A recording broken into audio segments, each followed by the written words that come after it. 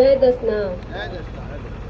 હવે આજે આપણે જે જગદીશપુરી બાપુ અને થળીમઠ વિશેનો જે વાદ વિવાદ અને સેવકગણોની સાથે જે પાખંડીઓએ પડકાર ફેંક્યો હતો ને, બાવા સંબોધીને પડકાર ફેંક્યો હતો કે બાવાથી શું થાય અમે જોઈ લઈએ, તો પાખંડીઓને તો પેલો પડકાર હું ફેંકું છું કે બાવા તો ઠીક, પણ હવે તો જોગમાયા પણ અંદર ઉતરી છે।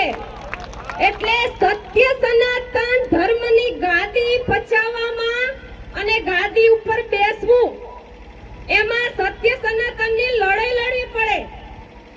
એટલે આમાં પાખંડીઓ ગાદી ઉપર પહોંચવામાં હજુ 9 નેજા પાણી ચડી જશે। અને આ કોઈ જે કપાસિયાના રૂની ભરેલી ગાદી નથી, આ એક ગુરુ ગાદી છે।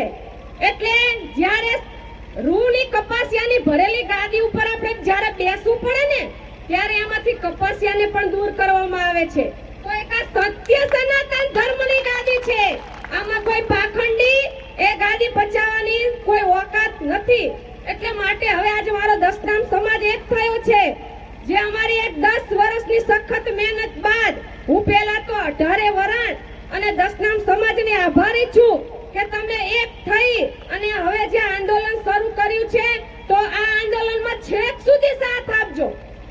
છેક સુધી અમને સાથ જોઈએ છે, કારણ કે હવે અમે કલેક્ટર શ્રી, સરકાર શ્રી દરેકને અમે એક જ અમારી પ્રાર્થના છે કે આ સત્ય લડાઈમાં અમારો સાથ આપો। અને હું તમને નહીં માનું, આ 1 મહિનાની અંદર આ ત્રીજો કેસ છે ગાદી પચાવી પાડવાનો, ત્રીજો કેસ છે। અને 108 મહામંડલેશ્વર જે ષડયંત્ર રચવામાં આવ્યું છે કે આ ગાદી ઉપર ગૌસ્વામી સમાજનો દીકરો ન હોવો જોઈએ, તો હવે આ પાખંડીઓને પણ અમે કરી બતાવીશું કે સત્ય સનાતન ધર્મમાં દસનામ સમાજ આગળ હતો। અને અમે દસનામ સમાજે જે ભોળાનાથે આ સત્ય સનાતન ધર્મની રક્ષણ માટે અમને જે જન્મ આપ્યો છે ને, માટે અમે છેક સુધી આ લડાઈ લડીશું।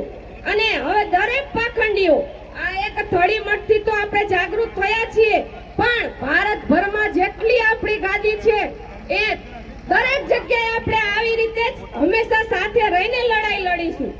ઓમ નમો નારાયણ, જય દસના।